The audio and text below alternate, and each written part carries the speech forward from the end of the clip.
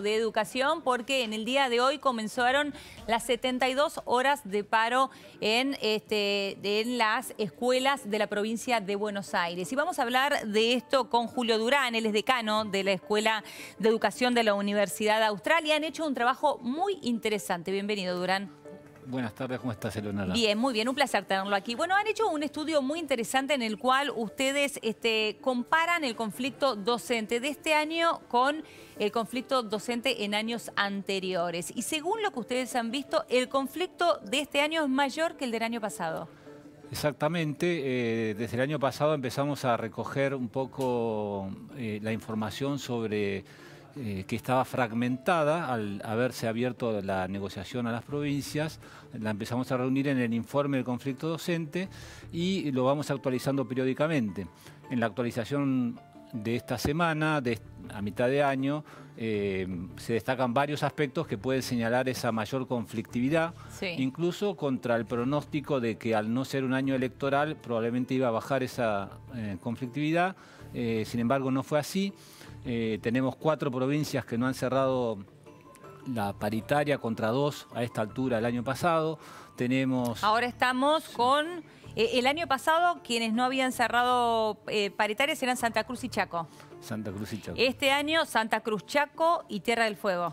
Más la provincia de Buenos Aires, ¿no? Por supuesto, esa es la más cuarta, la provincia de Buenos Aires. Entonces tenemos el doble de casos, de jurisdicciones sin llegar a un acuerdo y claramente un pronóstico reservado por el contexto económico tan agravado, se podría decir, que está presentando el país.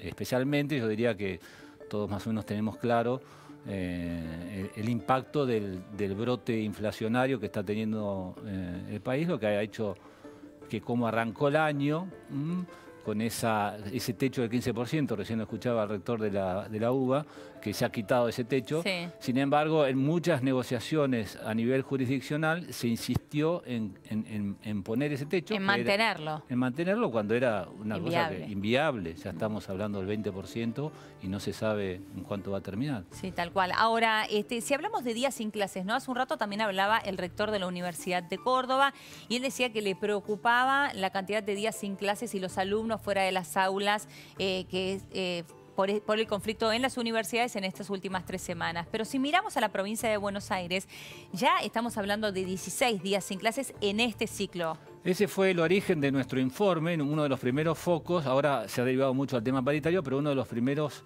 focos que teníamos con el informe conflicto docente era poner justamente atención a la pérdida de días de clase y a la falta de compromiso de una parte y otra para lograr esos 180 días mínimos de clase o incluso 190 que ha declarado el Consejo Federal de Educación hace unos años.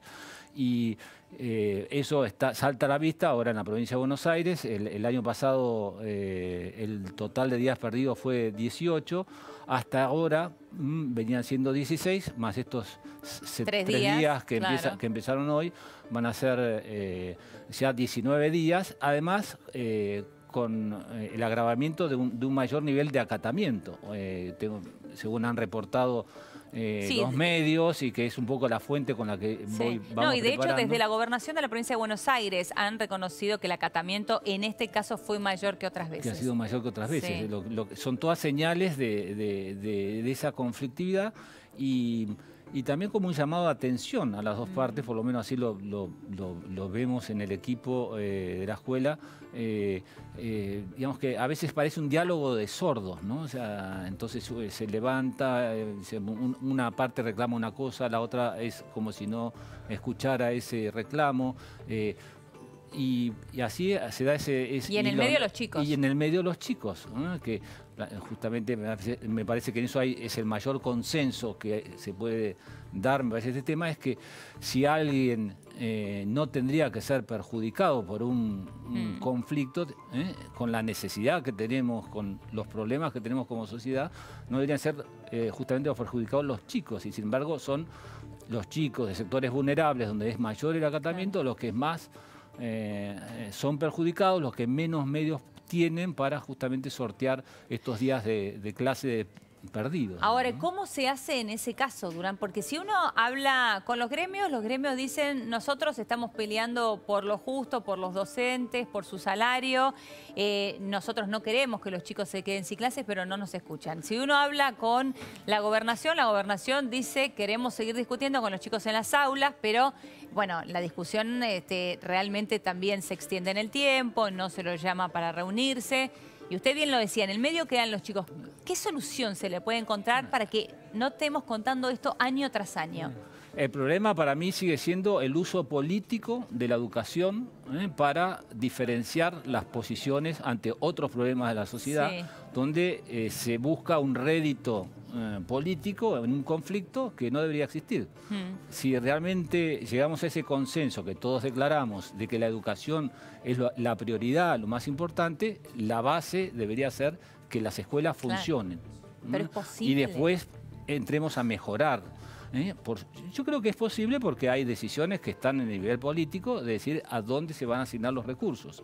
Evidentemente, eso implica que los recursos son limitados. Sí, escasos. En un contexto tan difícil, es razonable que se planteen esa limitación de recursos, pero hay que tomar una decisión. Bueno, ¿qué es lo prioritario?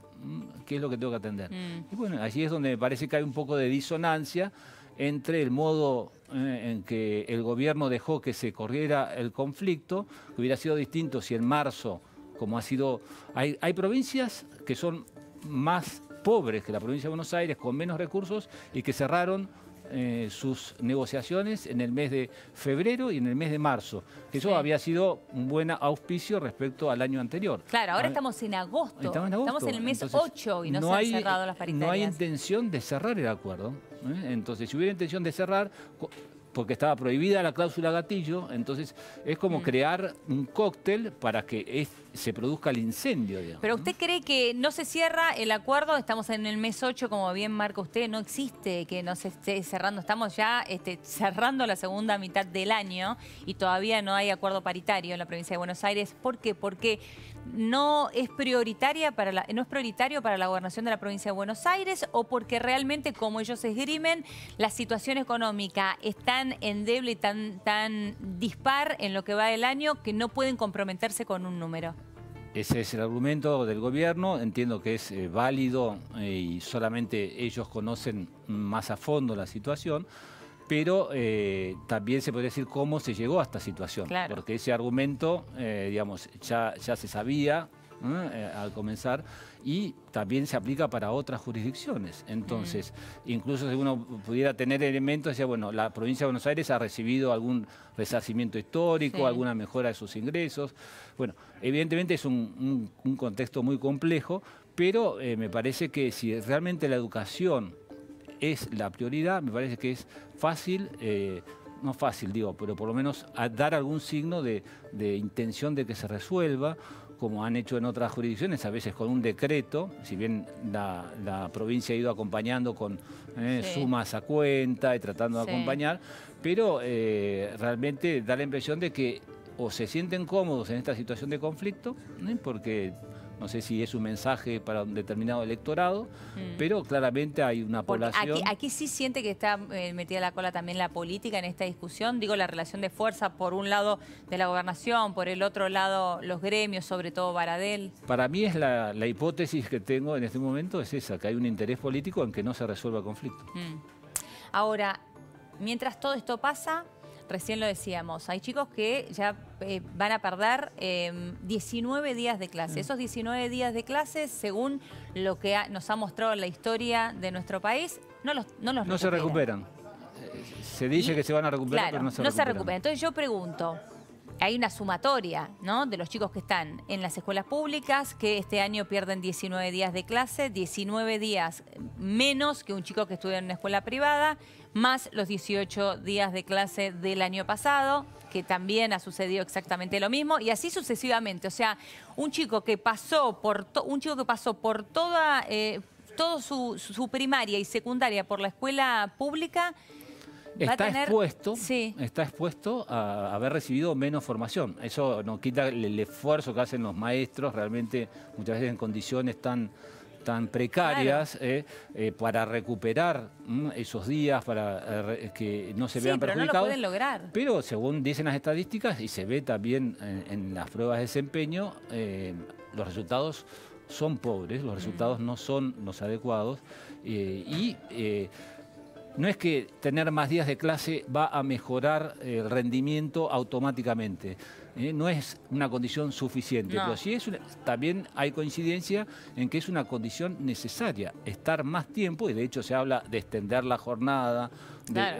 Por eso es la tendencia a ampliar la cantidad de días de clase, etc. O sea que hay una relación entre tiempo de trabajo en el colegio, en la escuela, etcétera, en el aula, y la calidad de los aprendizajes. Entonces, no es necesario simplemente estar, no es suficiente simplemente estar en la escuela, pero sin estar en la escuela es muy difícil que se mejore. Por supuesto, aparte cuando uno habla de un día, una jornada en la escuela, no hablamos solamente de lo académico, sino también de lo social, ¿no? Que implica todo esto. También para muchos chicos significa el comedor. Exactamente, ¿no? Tantas dimensiones que van junto con la escolaridad. Para la familia que tiene dónde dejar a los chicos. Un padre que trabaja, los dos padres que trabajan. Toda la logística hay que volver a... ¿Dónde están los chicos? ¿Quién nos cuida? Tal cual. Un problema. Durán, muchísimas gracias por su tiempo. Bueno, gracias, Eleonora. Vamos a ir ahora a una pequeña pausa en Café de la Tarde. Quédate ahí, ya venimos.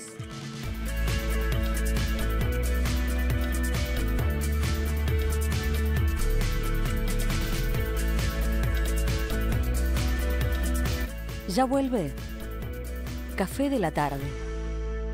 Cuando el dolor